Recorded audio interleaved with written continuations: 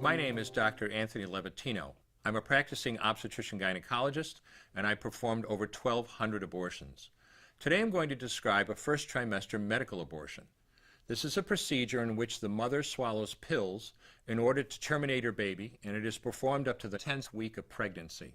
The procedure involves 2 steps. Step 1.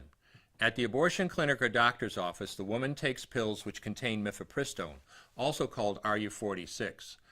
RU46 blocks the action of a hormone called progesterone. Progesterone is naturally produced in the mother's body to stabilize the lining of the uterus. When RU46 blocks progesterone, the lining of the mother's uterus breaks down, cutting off blood and nourishment to the baby, who then dies inside the mother's womb.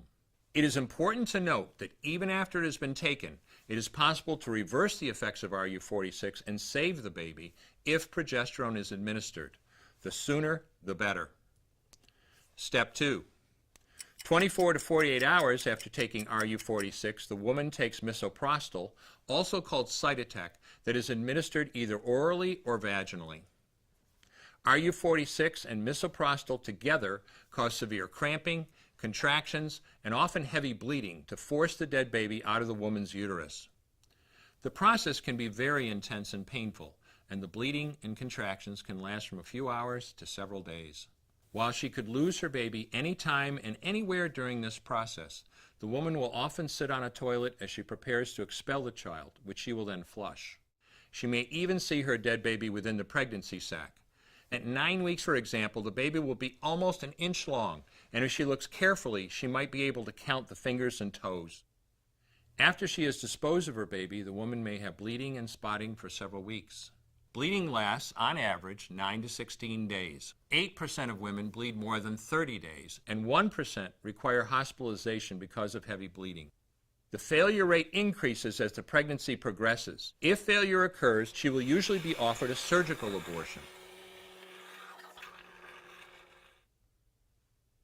For the mother, medical abortion often causes abdominal pain, nausea, vomiting, diarrhea, headache, and heavy bleeding.